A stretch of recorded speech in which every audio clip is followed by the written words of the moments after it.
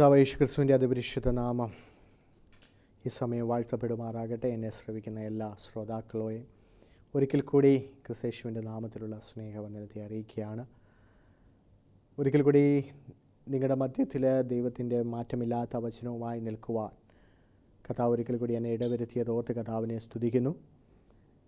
കഴിഞ്ഞ ദിവസങ്ങളിലെല്ലാം നമുക്കൊരുമിച്ച് ദൈവസന്നിധിയിൽ ഒരുമിച്ചായിത്തീരുവാനും ദൈവത്തിൻ്റെ വചനമെല്ലാം കേൾക്കുവാൻ കർത്താവ് നമ്മളെ ഇടവരുത്തിയല്ലോ. തുടർന്നും പ്രത്യാശയോടുകൂടി മുന്നോട്ട് യാത്ര ചെയ്യാം.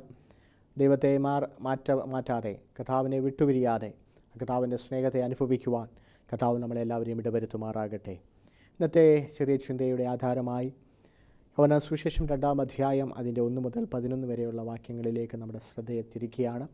യോഹന്നാൻ സുവിശേഷം 2-ാം അധ്യായം അതിൻ്റെ 1 മുതൽ 11 വരെയുള്ള വാക്യങ്ങൾ വായിക്കുവാൻ ആഗ്രഹിക്കുന്നില്ല. 11 വരെയുള്ള വാക്യങ്ങൾ വലിയൊരു വാക്യങ്ങളായതുകൊണ്ട് വായിക്കാൻ ആഗ്രഹിക്കുന്നില്ല. നമുക്കൊരുമിച്ച് ഈ വാക്യത്തിന് വേണ്ടി നമുക്കൊരുമിച്ച് പ്രാർത്ഥിക്കാം. ദൈവം ഇടപെടുവാൻ വേണ്ടി ദൈവത്തിൻ്റെ സാന്നിധ്യം നമ്മുടെ ജീവിതത്തിൽ അനുഭവിച്ചറിയുവാൻ കേൾക്കുന്ന വചനം നമ്മുടെ ജീവിതത്തിൽ അനുഗ്രഹത്തിന് കാരണമായി തീരുവാൻ വേണ്ടി ഒരുമിച്ച് പ്രാർത്ഥിക്കാം. കണ്ണുകളെ അടയ്ക്കാം, പ്രാർത്ഥിക്കാം. സ്വർഗീയ പിതാവേ, അനുഗ്രഹിക്കപ്പെട്ട നല്ല സമയത്തിനായി സ്തോത്രം. അങ്ങയുടെ പാദപീഠത്തിലേക്ക് ഞങ്ങൾ ഒരുമിച്ച് കടന്നു വരുന്നു. കഴിഞ്ഞ നാളുകളിൽ കഥാവെ, കഴിഞ്ഞ ദിവസങ്ങളിലെല്ലാം കഥാവ് ഞങ്ങളുടെ ഇടപെട്ട കഥാവിൻ്റെ മാറ്റമില്ലാത്ത വചനത്തിനായി സ്തോത്രം. ഇന്ന് ഞങ്ങൾ അങ്ങയുടെ പാദപീഠത്തിലേക്ക് കടന്നു വരുമ്പോൾ കഥാവെ, വചനം അങ്ങയുടെ, ജനം അങ്ങയുടെ, അടിയനങ്ങയുടെ, അടിയൻ്റെ വായോടുകൂടെ കഥാവ് ഇരുന്ന് കഥാവ് ജനത്തോട് ഇടപെടുമാറായിരുന്നു പ്രാർത്ഥിക്കുന്നു. മോശയുടെ വായോട് കൂടെ, നാവിനോട് കൂടെ ഇരുന്ന് മോശയെ ധൈര്യപ്പെടുത്തി ഇസ്രായേൽ ജനത്തിനെ നയിക്കുവാൻ കഥാവ് മോശയെ കഥാവ് ബലപ്പെടുത്തിയതുപോലെ ഈ ജനത്തിന് ആവശ്യമായ ആത്മീയ ഭോജനങ്ങളെ കൊടുക്കുവാൻ അടിയൻ്റെ നാവിനെയും കഥാവ് ബലപ്പെടുത്തണേ. അടിയനെ ശക്തീകരിക്കുന്നവയ്ക്കായി സ്തോത്രം. തുടർന്ന് അല്പസമയങ്ങളുടെ പാദപീഠത്തിലായിരിക്കുന്നു. മുഴുവൻ മഹത്വവും അങ്ങയ്ക്ക്. പ്രാർത്ഥനയ്ക്കായി സ്തോത്രം. യേശുവിൻ്റെ നാമത്തിൽ തന്നെ ആമേൻ. യോഹന്നാൻ സുവിശേഷം നമുക്ക് സുപരിചിതമായ അധ്യായമാണ് നമ്മൾ വായിച്ചത്. സുവിശേഷങ്ങൾ 4 സുവിശേഷങ്ങൾ നമ്മൾ കാണുവാൻ കഴിയും. അതിൽ മത്തായി, മർക്കോസ്, ലൂക്കോസ് സുവിശേഷം ഒരേ ചിന്തകളിലൂടെ കടന്നു പോകുമ്പോൾ വേറിട്ട ചിന്തകളിലൂടെ കടന്നു പോകുന്ന ഒരു സുവിശേഷമാണ് യോഹന്നാൻ സുവിശേഷം എന്ന് പറയുന്നത്. യേശുവിൻ്റെ മാറോട് ചേർന്ന യോഹന്നാൻ, യേശുവിൻ്റെ കൂടെ നടന്ന യോഹന്നാൻ, യേശുവിനെ കൂടുതൽ സ്നേഹിച്ച യോഹന്നാൻ ഈ അധ്യായം എഴുതുമ്പോൾ ഒരു ദൃക്സാക്ഷി അധ്യായമായിട്ട് നമുക്ക് ഈ അധ്യായങ്ങളെ നമുക്ക് കാണുവാൻ കഴിയും. മറ്റ് സുവിശേഷങ്ങളില്ലാത്ത പ്രത്യേകതകൾ ഇതിനകത്തുണ്ട്. മറ്റ് സുവിശേഷങ്ങളിൽ പറയാത്ത അത്ഭുതങ്ങൾ ഇതിനകത്തുണ്ട്. മറ്റു സുവിശേഷങ്ങളിൽ അല്ലെങ്കിൽ പ്രതിപാദിപ്പിക്കാത്ത കാര്യങ്ങൾ ഈ സുവിശേഷത്തിൽ നമുക്ക് കാണുവാൻ കഴിയും. യേശു ചെയ്ത ആദ്യത്തെ അത്ഭുതമായ കാനാവിലെ കല്യാണ വീട്ടിലെ അത്ഭുതം വേറെ ഒരു സുവിശേഷങ്ങളിലും പറഞ്ഞിട്ടില്ല. ലാസറിൻ്റെ ഉയർപ്പിനെക്കുറിച്ച് വേറെ ഒരു സുവിശേഷത്തിലും നമുക്ക് കാണുവാൻ കഴിയത്തില്ല. 22 അധ്യായങ്ങളോട് കൂടെയുള്ള ഈ സുവിശേഷം, 21 ചാപ്റ്റേഴ്സോടുകൂടിയ ഈ സുവിശേഷം അപ്പോസ്തലനായ യോഹന്നാൻ പരിശുദ്ധാത്മാവിൻ്റെ നിറവിനാൽ എഴുതുന്നത് നമുക്ക് കാണുവാൻ കഴിയും. നമുക്ക് കാണുവാൻ കഴിയുന്ന ചില കാര്യങ്ങളുണ്ട്. 7 അത്ഭുതങ്ങളെക്കുറിച്ച് നമുക്ക് ഈ യോഹന്നാൻ സുവിശേഷത്തിൽ കാണുവാൻ കഴിയും. അതേപോലെ 7 സെയിൻസ്, ഞാനാകുന്നു, ഐ ആം ഹു എന്നുള്ള 7 സെയിൻസ് നമുക്ക് ഈ അധ്യായങ്ങളിൽ യോഹന്നാൻ സുവിശേഷത്തിൽ കാണാം. 7 അത്ഭുതങ്ങളിൽ നമുക്ക് കാണുവാൻ കഴിയും. ആദ്യത്തെ അത്ഭുതമായ വെള്ളത്തെ വീഞ്ഞാക്കിയ അത്ഭുതം, കാനാവിലെ കല്യാണത്തിലെ വെള്ളത്തെ വീഞ്ഞാക്കിയ അത്ഭുതം. രാജഭൃത്തിൻ്റെ മകനെ സൗഖ്യമാക്കുന്ന അത്ഭുതം 2-ാം അധ്യായത്തിൽ. 3-ാം അധ്യായത്തിൽ ബെഥസ്ദയിലെ കുളക്കടവിലുള്ള രോഗിയുടെ സൗഖ്യത്തെക്കുറിച്ച് കാണുവാൻ കഴിയും. 4-ാം അധ്യായത്തിൽ 5000 പേരെ പോഷിപ്പിക്കുന്ന അത്ഭുതം കാണുവാൻ കഴിയും. 6-ാം അധ്യായത്തിൽ കടൽമേൽ നടക്കുന്ന യേശുവിനെ കാണുവാൻ കഴിയും. 9-ാം അധ്യായത്തിൽ കാഴ്ച തിരികെ കിട്ടിയ അല്ലെങ്കിൽ അത്ഭുതത്തെ നമുക്ക് കാണുവാൻ കഴിയും. 7-ാം അധ്യായത്തിൽ ലാസറിൻ്റെ ഉയർപ്പിനെക്കുറിച്ച്, 11-ാം അധ്യായത്തിൽ ലാസറിൻ്റെ ഉയർപ്പിനെക്കുറിച്ച് ഉള്ള അത്ഭുതത്തെ നമുക്ക് കാണുവാൻ കഴിയും. 7 അത്ഭുതങ്ങൾ, 7 സെയിൻസ്. ഐ ആം ഹു, ഞാനാകുന്നു, ഞാൻ ജീവൻ്റെ അപ്പമാകുന്നു, ഞാൻ ലോകത്തിൻ്റെ വെളിച്ചമാകുന്നു, ഞാൻ വാതിലാകുന്നു, ഞാൻ നല്ല ഇടയനാകുന്നു, ഞാൻ പുനരുത്ഥാനവും ജീവനുമാകുന്നു, ഞാൻ വഴിയും സത്യവും ജീവനുമാകുന്നു, ഞാൻ സാക്ഷാൽ മുന്തിരിവള്ളിയാകുന്നു. ഇങ്ങനെ വേറിട്ട ചിന്തകളിലൂടെ ഈ യോഹന്നാൻ സുവിശേഷത്തെ നമുക്ക് വ്യക്തമായിട്ട് മനസ്സിലാക്കുവാൻ കഴിയും. ഒന്നാം അത്ഭുതമായ കാനാവിലെ കല്യാണ വീട്ടിലേക്ക് നമ്മൾ ഒന്ന് ശ്രദ്ധ തിരിക്കുമ്പോൾ, യഹൂദന്മാരുടെ ഇടയ്ക്ക് ഒരു കല്യാണം എന്ന് പറയുന്നത് വിവാഹ നിശ്ചയത്തിന് ശേഷം 1 വർഷക്കാലത്തെ നീണ്ട കാലയളവിന് ശേഷമാണ് ഒരു കല്യാണം സംഘടിപ്പിക്കുന്നത്. പഴയ കാലങ്ങളിൽ നമ്മുടെ കുടുംബങ്ങളിലും നമ്മുടെ സമൂഹത്തിലും ഇങ്ങനെയുള്ള ഒരു കാര്യമുണ്ടായിരുന്നു. 6 മാസം അല്ലെങ്കിൽ 1 വർഷമൊക്കെ നമ്മൾ ഗ്യാപ്പിന് ശേഷമായിരുന്നു നമ്മുടെ കല്യാണങ്ങൾ പലതും നടന്നുകൊണ്ടിരുന്നത്. അതേപോലെ യഹൂദന്മാരുടെ കാലഘട്ടത്തിലും ഇങ്ങനെ ഉണ്ടായിരുന്നു. കാര്യം എന്തെന്ന് പറഞ്ഞു കഴിഞ്ഞാൽ, അവർക്ക് മെയിൻ ശുശ്രൂഷകനെ കണ്ടെത്തണം, എല്ലാ ബന്ധുമിത്രാദികളെയും നാട്ടുകാരെയും ഈ കല്യാണത്തിന് വേണ്ടി ക്ഷണിക്കണം. ചിലരൊക്കെ അങ്ങ് ദൂരെയുള്ളവരാ, അവരെ ഇന്നുള്ളതുപോലെയുള്ള സജ്ജീകരണങ്ങളില്ല, യാത്രാ സൗകര്യങ്ങളില്ല. നടന്നോ കുതിരകളിലോ അങ്ങനെയുള്ള വാഹനങ്ങളിലൊക്കെ പോയേ അവർക്ക് വിവാഹം ക്ഷണിക്കുവാൻ കഴിയത്തുള്ളൂ. വിവാഹ സദ്യക്കുള്ള ഒരുക്കങ്ങൾ സംഘടിപ്പിക്കണം, അതിൻ്റെ പുറകിലുള്ള പണം സമ്പാദിക്കണം. അതേപോലെ ഒരു വരൻ, ഒരു യുവാവ് ഒരു യുവതിയെ ഭാര്യയായിട്ട് കല്യാണം കഴിച്ചു കൊണ്ടുവരുമ്പോൾ താൻ അപ്പൻ്റെ കീഴിലായിരിക്കും കല്യാണം കഴിക്കുന്നതിന് മുമ്പേ താമസിച്ചുകൊണ്ടിരിക്കുന്നത്. എന്നാൽ അതിന് ശേഷം താൻ കല്യാണം കഴിഞ്ഞതിന് ശേഷം താൻ അപ്പൻ്റെ കീഴിൽ തനിക്ക് കഴിയുവാൻ കഴിയത്തില്ല. താൻ വേറിട്ട് പോയി ഒരു ഭവനമുണ്ടാക്കി, സ്വന്തമായി ഒരു ഭവനമുണ്ടാക്കി. ആ ഭവനമുണ്ടാക്കുവാൻ വേണ്ടി സ്വന്തമായി അധ്വാനിക്കണം. അങ്ങനെ വേണം ഭവനമുണ്ടാക്കാൻ. ആ ഭവനത്തിൻ്റെ പൂർത്തീകരണമാകുമ്പോൾ അതിൻ്റെ ഗൃഹപ്രവേശന ദിവസമാണ് താൻ കല്യാണം കഴിച്ച് ആ വധുവുമായി അല്ലെങ്കിൽ തൻ്റെ ഭാര്യയുമായി ആദ്യമായിട്ട് ആ ഭവനത്തിൽ കടന്നു വരേണ്ടത്. അവിടെയുള്ള എല്ലാ സജ്ജീകരണങ്ങളും ഈ വരൻ വേണം എല്ലാം ഒരുക്കുവാൻ വേണ്ടി. ഇങ്ങനെയുള്ള ഒത്തിരി ചടങ്ങുകളുണ്ട്. അതിനോടുകൂടെ പ്രധാനപ്പെട്ട ഒരു കാര്യമാണ് അവരുടെ വീഞ്ഞെന്ന് പറയുന്നത്. 1 വർഷത്തെ കാലയളവാണ് ഈ വീഞ്ഞുണ്ടാക്കുവാൻ വേണ്ടി അവർ ഉപയോഗിക്കുന്നത്. 1 വർഷക്കാലം അവരുണ്ടാക്കി അത് നല്ല വീര്യമായാണ് ഈ വീഞ്ഞ് അവരെടുക്കുന്നത്. അങ്ങനെയുള്ള ഈ സന്ദർഭത്തിൽ നമുക്ക് ഈ ഭവനത്തിലേക്ക് ഒന്ന് കടന്നു ചെല്ലുമ്പോൾ 3 കാര്യങ്ങൾ നമുക്ക് ഈ ഭവനത്തോട് ബന്ധപ്പെട്ട് നമുക്ക് പഠിക്കുവാൻ കഴിയും, കാണുവാൻ കഴിയും. 1, ഈ ഭവനം ഒരു കുറവുള്ള ഭവനമായിപ്പോൾ ഒരു കുറവുള്ള ഭവനമാണ്. 2, ഒരു തള്ളപ്പെട്ട അവസ്ഥയുള്ള ചില കാര്യങ്ങൾ ഈ ഭവനത്തിലുണ്ട്. 3, ഈ ഭവനത്തിൻ്റെ ജീവിതത്തെ ചേഞ്ച് ചെയ്യുന്ന വ്യക്തി ഈ ഭവനത്തിലുണ്ട്. 3 കാര്യങ്ങളെക്കുറിച്ച് നമുക്ക് ഈ 2-ാം അധ്യായം കാനാവിലെ കല്യാണ വീട്ടിൽ നമുക്ക് കാണുവാൻ കഴിയും. അതിൻ്റെ 3-ാം വാക്യത്തിലേക്ക്, 2-ാം അധ്യായം 3-ാം വാക്യത്തിലേക്ക് നമ്മൾ കടന്നു പോകുമ്പോൾ നമുക്ക് കാണുവാൻ കഴിയും. വീഞ്ഞു പോരാതെ വരികയാൽ യേശുവിൻ്റെ അമ്മ അവനോട് അവർക്ക് വീഞ്ഞ് ഇല്ല എന്ന് പറഞ്ഞു. ഈ ഭവനത്തിൻ്റെ ഒരു കുറവ് ഇപ്പോൾ എന്ന് പറയുന്നത് വീഞ്ഞ് തീർന്നതാണ്. വീഞ്ഞ് തീർന്നു കഴിഞ്ഞാൽ ഇവർക്ക് വലിയൊരു അപമാനമായി. ഈ ഭവനത്തിന്, ഈ കുടുംബത്തിന്, ഈ സമൂഹത്തിൻ്റെ നടുവിൽ വന്ന വധുവിൻ്റെ ഭവനത്തിൻ്റെ നടുവിൽ ഇവർക്കൊരു അപമാനമായി പോകുവാൻ അവസ്ഥയുണ്ടായിരുന്നു. എന്നാൽ ആ കുറവുകളെ ജീവിതത്തിൽ, ആ ഭവനത്തിൻ്റെ ഏറ്റവും വലിയൊരു കുറവാണ് വീഞ്ഞില്ല എന്നുള്ളത്. നമ്മുടെ ജീവിതത്തിലും പലപ്പോഴും ചില കുറവുകൾ നമ്മൾ അനുഭവിക്കാറുണ്ട്. എന്ത് കുറവാണെന്ന് നമ്മൾ ഈ ദിവസങ്ങളിൽ അതൊന്ന് ശോധന ചെയ്ത് മനസ്സിലാക്കണം. നമ്മുടെ ജീവിതത്തിലുള്ള കുറവുകൾ എന്താ? ചിലപ്പോൾ പെട്ടെന്നുള്ള ഒരു കുറവായിരിക്കാം നമ്മുടെ ജീവിതത്തിൽ വന്നു ഭവിക്കുന്നത്. ഈ വീഞ്ഞ് തീർന്നതുപോലെയുള്ള എന്തെങ്കിലും ഒരു പോരായ്മയായിരിക്കാം നമ്മുടെ ജീവിതത്തിലുള്ള കുറവായി തീരുന്നത്.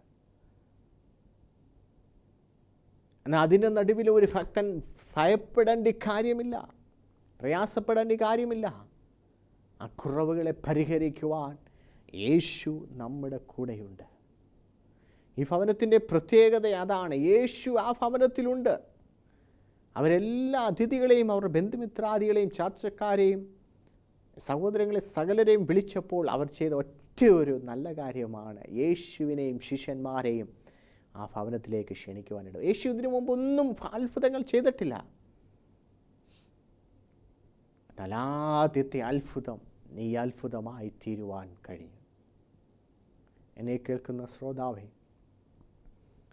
നിങ്ങൾ ചിലപ്പോൾ യേശുവിനെ നിങ്ങൾ നേരത്തെ പരിചയമുണ്ടായിരിക്കില്ലെന്ന് വരാം. യേശുവിനെക്കുറിച്ച് നിങ്ങൾ കേട്ടിട്ടില്ല എന്ന് വരാം. ചിലപ്പോൾ കേട്ടിട്ടുള്ളവരായിരിക്കാം. എന്നാൽ യേശു നിങ്ങളുടെ ജീവിതത്തിൽ ഒരിക്കൽ പോലും അത്ഭുതം ചെയ്തത് നിങ്ങൾ കണ്ടിട്ടില്ലായിരിക്കാം. മറ്റുള്ളവരുടെ ജീവിതത്തിലും അത്ഭുതം ചെയ്ത് നിങ്ങൾ കണ്ടതോ കേട്ടതോ ഇല്ലായിരിക്കാം. എന്നാൽ ഇന്ന് പകൽക്കാലം എന്നെ കേൾക്കുമ്പോൾ, എന്നെ ശ്രവിക്കുമ്പോൾ, നിങ്ങളുടെ ജീവിതത്തിൽ ഏതെങ്കിലും കുറവുകൾ അനുഭവിക്കുന്നുണ്ടെങ്കിൽ, നിങ്ങളുടെ ജീവിതത്തിൽ ഏതെങ്കിലും പോരായ്മകൾ അനുഭവിക്കുന്നുണ്ടെങ്കിൽ, സാമ്പത്തിക തകർച്ചകൾ അനുഭവിക്കുന്നുണ്ടെങ്കിൽ, രോഗിയായി ഭാരപ്പെടുന്നുണ്ടെങ്കിൽ, അല്ലെങ്കിൽ കുടുംബജീവിതത്തിൽ തകർച്ചകളിലൂടെ കടന്നു പോകുന്നെങ്കിൽ, ഏത് വിഷയവുമാകട്ടെ, അതിൻ്റെ നടുവിൽ ഞാനൊരു ഹല്ലേലൂയ വാഗ്ദത്തം പറയുക, ഒരു ദൂത് പറയുക. യേശു നിങ്ങളെ സ്നേഹിക്കുന്നു. ലോകം സ്നേഹിക്കത്തില്ലായിരിക്കാം, ലോകം നിങ്ങളെ കൈവിട്ട വ്യക്തിയായിരിക്കാം, എന്നാൽ യേശു നിങ്ങളെ സ്നേഹിക്കുന്നുണ്ട്. അരുമനാഥൻ്റെ സ്നേഹം നിങ്ങളുടെ കുടുംബത്തിൽ അനുഭവിക്കുന്നുണ്ട്. ആ കുറവുള്ള ഭവനത്തെ പോലെ നിങ്ങളുടെ ജീവിതത്തിലും എന്തെങ്കിലും കുറവുണ്ടോ? യേശു നിങ്ങളെ സ്നേഹിക്കുന്നു.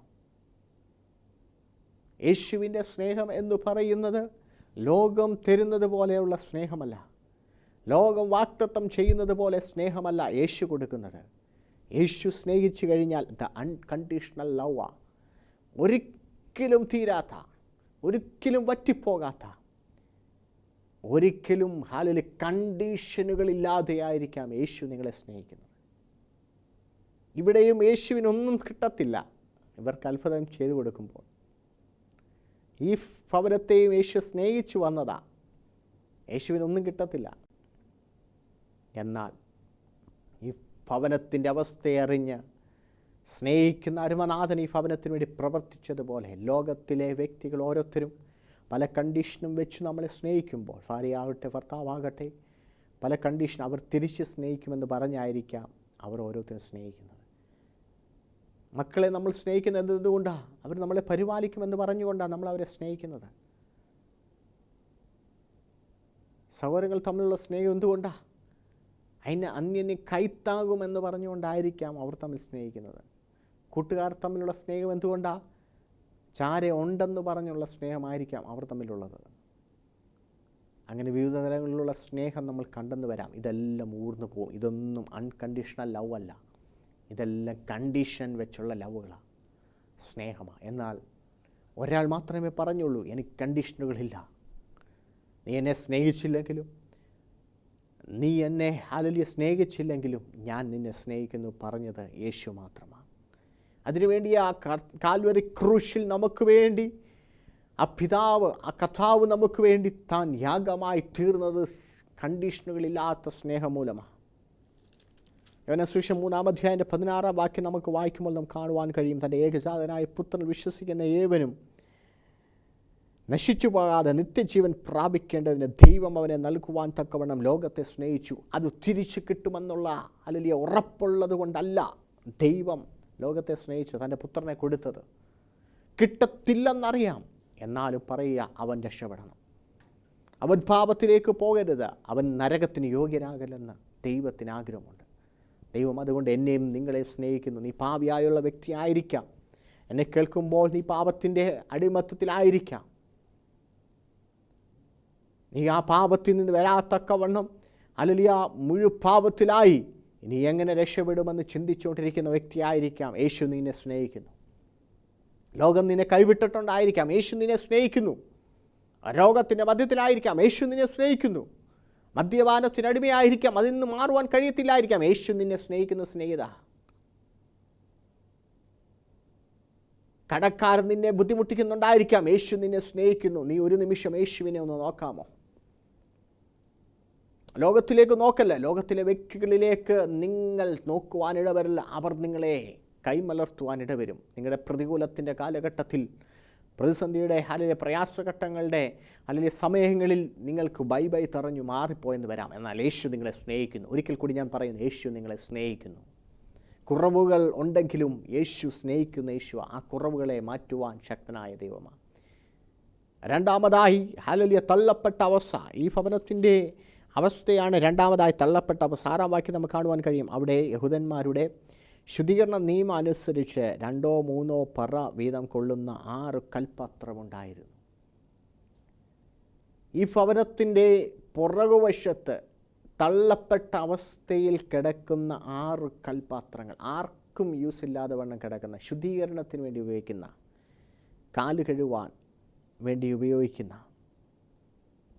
6 കൽപാത്രങ്ങൾ ഈ ഭവനത്തിൻ്റെ പുറകുവശത്ത് മാറ്റിയിട്ടേക്ക്. ആവശ്യം കഴിഞ്ഞു മാറ്റിയിട്ടു. ഇതുപോലെ നമ്മുടെ ജീവിതത്തിൽ നമ്മൾ തള്ളപ്പെട്ട ഒരവസ്ഥയിൽ നമ്മളായിരിക്കുന്നുവെങ്കിൽ, എന്നെക്കൊണ്ടൊരു യൂസുമില്ലല്ലോ, എന്നെക്കൊണ്ടൊരു ഉപയോഗവും ഇല്ലെന്തോ എന്ന് ചിന്തിക്കുന്ന അവസ്ഥയിലുള്ള വ്യക്തിത്വമേ, നിങ്ങളെ യേശു സ്നേഹിക്കുന്നുണ്ട്. യേശു നിങ്ങളെ പരിപാലിക്കുന്നുണ്ട്. യേശു നിങ്ങളെ സ്നേഹിച്ച് നിങ്ങളുടെ ഭവനത്തിൽ വരുവാൻ ആഗ്രഹിക്കുന്നുണ്ട്. അതുകൊണ്ട് വെളിപ്പാട് പുസ്തകം 3:20 ഇങ്ങനെ പറയുന്നു, ഞാൻ വാതിൽക്കൽ നിന്ന് മുട്ടുന്നു. ആരെങ്കിലും എൻ്റെ ശബ്ദം കേട്ട് വാതിൽ തുറന്നാൽ ഞാൻ അവരോടുകൂടിയും അവരെന്നോടുകൂടിയും അത്താഴം കഴിക്കും. എന്നെ കേൾക്കുന്ന സഹോദര, എന്നെ കേൾക്കുന്ന ശ്രോതാവേ, യേശു നിങ്ങളുടെ വാതിൽക്കൽ വന്ന് ഹൃദയത്തിൻ്റെ പാളിയിൽ വന്ന് മുട്ടുന്നുണ്ട്. നിങ്ങളുടെ ഭവനത്തിൻ്റെ വാതിൽക്കൽ യേശു ഉണ്ട്.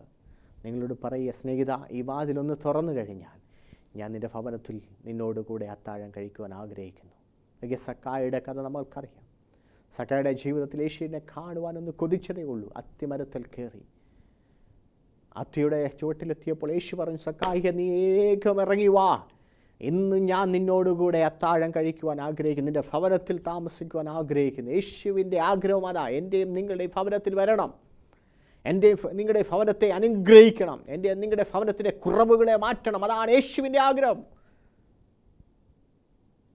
ഈ ഭവനത്തിലും യേശുവിനുള്ള ഒറ്റ ആഗ്രഹമേ ഉള്ളൂ, ഈ ഭവനത്തിൻ്റെ കുറവുകളെ ഒന്ന് മാറ്റിക്കൊടുക്കണം. നോക്കിയേ, തള്ളപ്പെട്ട അവസ്ഥയിൽ കിടന്ന വ്യക്തിയായിരിക്കാം സക്കായി. തള്ളപ്പെട്ട വ്യക്തിയാണ്. നമ്മൾ ഓരോരുത്തരും തള്ളപ്പെട്ട വ്യക്തികളായിരിക്കാം. എവിടെയോ കിടന്ന് തള്ളപ്പെട്ട നമ്മളെ ഇവിടെ എന്തോ ചെയ്യുന്നതെന്നറിയാമോ? അതിനെ തിരിച്ചു കൊണ്ടുവരിക, ആ കൽപാത്രത്തെ തിരിച്ചെടുക്കുക. ഇനി ഈ കൽപാത്രം ആവശ്യമാണ്. ഈ കൽപാത്രം കൊണ്ടൊരു ഉപയോഗമുണ്ട്. ഈ കൽപാത്രത്തിന് ചിലതൊക്കെ പറയുവാനുണ്ട്. കൽപാത്രം പറയും, ഞാൻ എവിടെ ഉപേക്ഷിക്കപ്പെട്ടവനായി, ആദ്യം ഉപയോഗിച്ചു, എന്നാൽ ഉപേക്ഷിക്കപ്പെട്ടവനായി കിടന്നവനാ. എന്നാൽ യേശു എന്ന് പറയുന്ന അരുമനാഥൻ എന്നെ സ്നേഹിച്ചു, എന്നെ തിരിച്ചെടുക്കുവാൻ ഇടവന്നു. എന്നെയും നിങ്ങളെയും കഥാവും ചെയ്യുന്നത് അതാ. എവിടെയോ തള്ളപ്പെട്ട, എവിടെയോ ഹല്ലേലൂയ മാറ്റപ്പെടേണ്ട എന്നെയും നിങ്ങളെയും തേടി വന്ന് യേശു നിങ്ങളെ വിളിച്ചു ചേർത്തുവെങ്കിൽ വിശ്വാസത്തോടെ പറ, ആ യേശു എന്നെ നിങ്ങളെ സ്നേഹിക്കുന്ന യേശുവാ. ആ യേശു നിങ്ങളെ ഹല്ലേലൂയ വീണ്ടെടുത്ത യേശുവാ. പത്രോസിൻ്റെ ജീവിതത്തിൽ പത്രോസിനെ തേടി ചെന്ന യേശുവാ. പടകിൽ ചെന്ന് അവനെ വീണ്ടെടുത്ത യേശുവാ. യാക്കോബിൻ്റെ യോഹന്നാൻ്റെ ജീവിതത്തിൽ യേശു അവരെ തേടി ചെന്ന് അവരെ പടകും ഹല്ലേലൂയ വലയും വിട്ടിട്ട് എന്നെ അനുഗമിക്കൂ എന്ന് പറഞ്ഞ യേശുവാ. ബെഥസ്ദ കുളക്കടവിൽ കിടന്ന ഹല്ലേലൂയ പക്ഷപാതക്കാരനായ രോഗിയെ യേശു തേടി ചെന്ന് സൗഖ്യമാക്കിയ യേശുവാ. സ്നേഹിച്ച് സൗഖ്യമാക്കിയ യേശുവാ. നിൻ്റെ ഭവനത്തിൽ യേശു വരുന്നുണ്ട്. യേശു നിങ്ങളെ സ്നേഹിക്കുന്നുണ്ട്. യേശു നിങ്ങളുടെ ഭവനത്തിന് ആവശ്യമാണ്, നിങ്ങളെ ആവശ്യമാണ്. ഒരു നിമിഷം യേശുവിനോടൊന്ന് പറയാമോ? യേശുവേ, ഞാൻ നിന്നെ രക്ഷിതാവായി സ്വീകരിക്കുവാൻ തയ്യാറാണ്, ഞാൻ നിന്നെ അംഗീകരിക്കുവാൻ തയ്യാറാണെന്ന് എത്ര പേർക്ക് പറയുവാൻ കഴിയും? എന്നെ കേൾക്കുന്ന സഹോദര ശ്രോതാവേ, നീ ഏതെങ്കിലും വിഷയത്തിൽ കുറവുകൾ അനുഭവിക്കുന്നുണ്ട്, യേശു നിങ്ങളെ തേടി വരുന്നു. കൽപാത്രമാണോ, തള്ളപ്പെട്ടവനാണോ? യേശു നിന്നെ തേടി വരികയാണ്. ആ കൽപാത്രം ഇപ്പോൾ ഹല്ലേലൂയ ശുദ്ധീകരണത്തിനല്ല ഉപയോഗിക്കുന്നത്, ചില മാറ്റത്തിന് വേണ്ടി ഉപയോഗിക്കാൻ പോവുക, ചില കുറവുകളെ നികത്തുവാൻ വേണ്ടി ഉപയോഗിക്കാൻ പോവുക. എന്നെ നിങ്ങളെയും കഥാവ് വീണ്ടെടുക്കുമ്പോൾ, എന്നെ നിങ്ങളെ തിരിച്ചെടുക്കുമ്പോൾ, കഥാവ് മുന്നത്തെ പോലെയുള്ള ഒരു യൂസ് അല്ല, മുന്നത്തെ പോലെയുള്ള ഒരു ശുശ്രൂഷയല്ല, മുന്നത്തെ പോലെയുള്ള ഒരു ഹാലലി ഉപയോഗമല്ല എന്നിലും നിങ്ങളിലുമുള്ളത്. ദൈവത്തിന് നമ്മളെ ഉപയോഗിക്കുവാൻ താല്പര്യമുണ്ട്. മൂന്നാമതായി നമുക്ക് കാണുവാൻ കഴിയും, ജീവിതത്തെ ചേഞ്ച് ചെയ്യുന്ന ആ യേശുവിനെക്കുറിച്ച് നമുക്ക് പരിചയപ്പെടുവാൻ കഴിയും. നോക്കിയേ, അവരാ യേശുവിനെ ക്ഷണിച്ചത് കൊണ്ട് അവരുടെ ജീവിതം തന്നെ ചേഞ്ച് ചെയ്യുവാനിടവൻ. അപമാനിക്കപ്പെടേണ്ട സ്ഥാനത്ത്, മറ്റുള്ളവരുടെ പഴിയും ദുഷിയും കേൾക്കേണ്ട സ്ഥാനത്ത്, ആ വിവാഹം തന്നെ മാറ്റപ്പെടേണ്ട സ്ഥാനത്ത്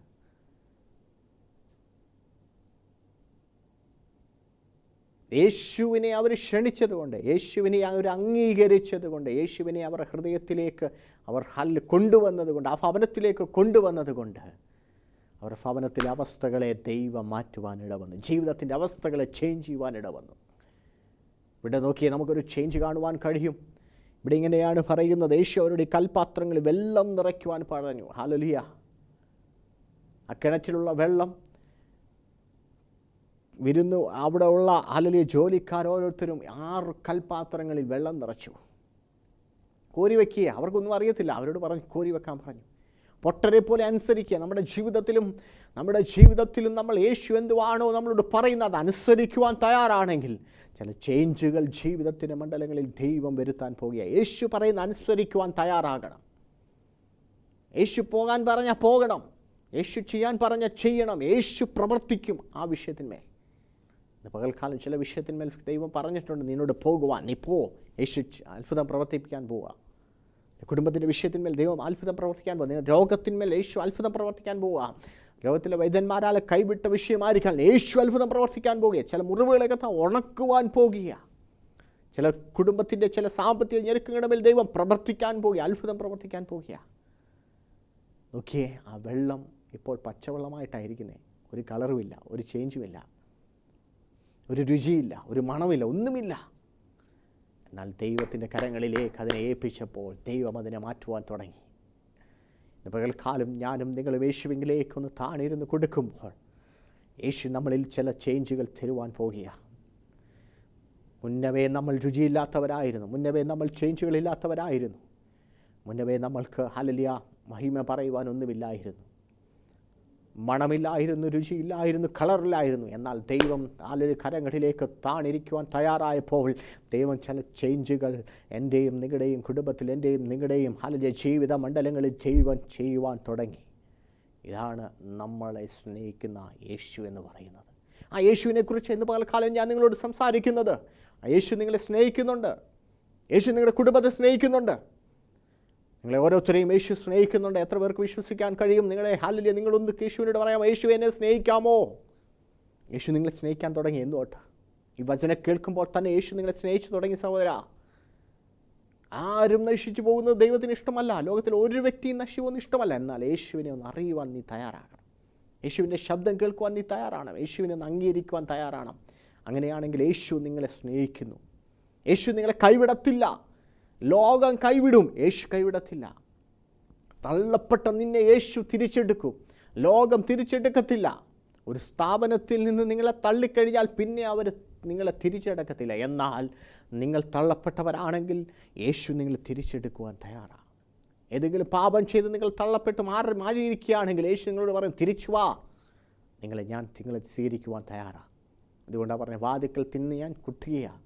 ആരെങ്കിലും എൻ്റെ ശബ്ദം ഒന്ന് കേൾക്ക്, ആ വാതിലൊന്ന് തുറക്ക്, ഞാൻ നിങ്ങളോടുകൂടി അത്താഴം കഴിക്കുവാൻ തയ്യാറാണ്. യേശുവിൻ്റെ സ്നേഹം അതാ. യേശുവിൽ നിന്ന് മാറിപ്പോയാലും യേശു സ്നേഹിച്ചു തിരിച്ചു വരും നിങ്ങളെ സ്നേഹിക്കുവാൻ, നിങ്ങളെ കൈക്കൊള്ളുവാൻ, നിങ്ങളെ മാറ്റുവാൻ, നിങ്ങൾ ചില ചേഞ്ചുകൾ വരുവാൻ. ഈ പച്ചവെള്ളത്തിന് ചില ചേഞ്ചുകൾ വന്ന് ഒന്ന് കളറ് മാറി. ഇതുവരെ ഉണ്ടായിരുന്നു, അതിനൊരു കളറില്ലായിരുന്നു. എന്നാൽ ഇന്നൊരു കളറുണ്ട് ആ പച്ചവെള്ളത്തിന്. രണ്ടാമത് രുചിയില്ലായിരുന്നു. എന്നാൽ ഇന്നൊരു രുചിയുള്ളതാക്കി കർത്താവ് മാറ്റി. ഞാൻ പറയട്ടെ, നിങ്ങൾ ചിലർ ഹല്ലേലൂയ ഒരു കളറുമില്ലാതെ മറ്റുള്ളവരുടെ ജീവിതത്തിൽ ഒരു കളറുമില്ലാതിരിക്കുന്ന വ്യക്തി ആയിരിക്കാം. എന്നാൽ യേശുവിനെ അംഗീകരിക്കുവാൻ തയ്യാറാണെങ്കിൽ നിങ്ങളുടെ ജീവിതത്തിൽ കളർഫുള്ളാക്കുവാൻ കർത്താവ് പോവുകയാണ്. രണ്ടാമതായി നിങ്ങളൊരു രുചിയില്ലാത്ത വ്യക്തി ആയിരിക്കാം. എന്നാൽ മറ്റുള്ളവർക്ക് രുചി കൊടുക്കുന്ന ഒരു വ്യക്തിയാക്കി യേശു നിങ്ങളെ മാറ്റുവാൻ പോകുകയാണ്. ഈ ശബ്ദം കേൾക്കുന്നുണ്ടോ?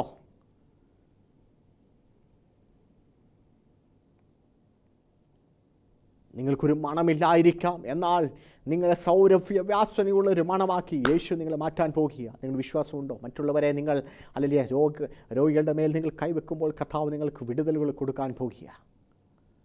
ചില ഹല്ലേലൂയ ദൈവം നിങ്ങളെ ഹല്ലേലൂയ വേറെ ഒരു തലത്തിലേക്ക് ദൈവം നിങ്ങളെ മാറ്റാൻ പോകുക. എത്ര പേർക്ക് വിശ്വാസമുണ്ട്?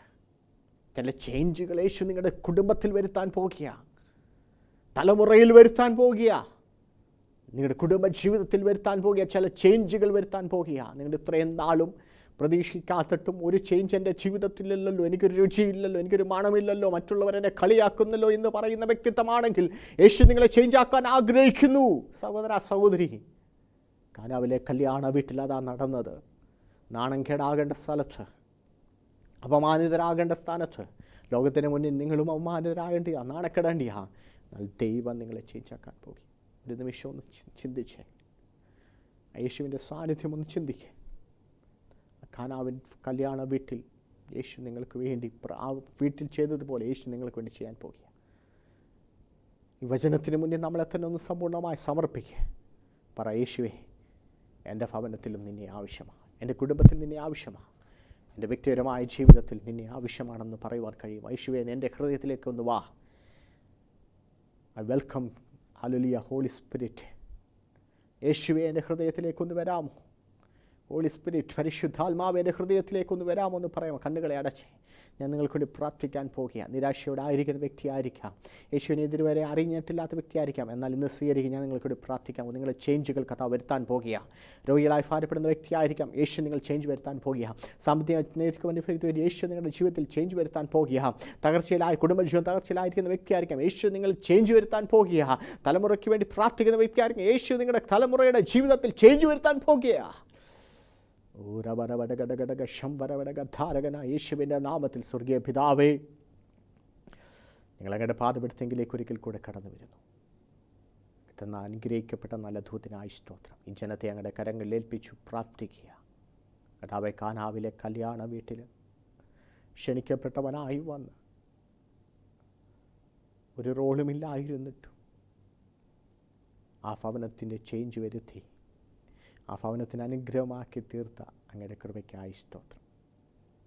അപമാനിതരായതിൻ്റെ സ്ഥലത്ത് കർത്താവ് അവരെ ലജ്ജിതരാക്കാതെ കുറവുകളെ മാറ്റി തള്ളപ്പെട്ട അവസ്ഥകളെ തിരിച്ചെടുത്ത് ജീവിതത്തിൽ ചേഞ്ച് ചെയ്ത കുടുംബത്തെ അനുഗ്രഹിച്ചതുപോലെ എന്നെ കേൾക്കുന്ന ശ്രോതാക്കളുടെ ജീവിതങ്ങളിൽ ആരെങ്കിലും യേശുവിനെ അറിയുവാനുണ്ടെങ്കിൽ അവർ യേശുവിനെ അറിയുന്നത് മൂലം അവരുടെ ജീവിതത്തിൽ കുറവുകൾ മാറുവാൻ, തള്ളപ്പെട്ട അവസ്ഥകൾ മാറുവാൻ, ജീവിതത്തിൽ ചേഞ്ച് പ്രാപിക്കുവാൻ കർത്താവ് ഇടവരുത്തണേ. ചില മണമുള്ളവരായിത്തീരുവാൻ, നിറമുള്ളവരായിത്തീരുവാൻ, ഗുണമുള്ളവരായിത്തീരുവാൻ, മറ്റുള്ളവർക്ക് അനുഗ്രഹമായിത്തീരുവാൻ ഇവരെ കർത്താവ് തീർക്കണമെന്ന് ചില തലമുറകൾക്ക് വേണ്ടി പ്രാർത്ഥിക്കുന്ന പ്രിയ മാതാക്കളെ ഏൽപ്പിച്ചു പ്രാർത്ഥിക്കുന്നു.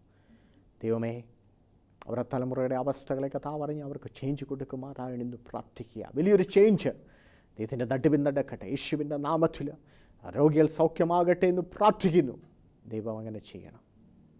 ഒരുമിച്ച് എന്നുള്ള കൂട്ടായ്മയ്ക്കായി സ്തോത്രം. മഹത്വമെല്ലാം അങ്ങേക്ക് പൂർണ്ണമായി ഏൽപ്പിക്കുന്നു, യേശുവിൻ്റെ നാമത്തിൽ തന്നെ. ആമേൻ. ഈ വചനങ്ങളാൽ ദൈവം നിങ്ങളെ ധാരാളമായി അനുഗ്രഹിക്കുമാറാകട്ടെ എന്ന്, കുറവുകളുടെ നടുവിലും ദൈവം നിങ്ങളെ സമൃദ്ധിയായി നടത്തട്ടെ എന്ന് പ്രാർത്ഥിക്കുകയും ആശംസിക്കുകയും ചെയ്യുന്നു. May God bless you. Thank you all.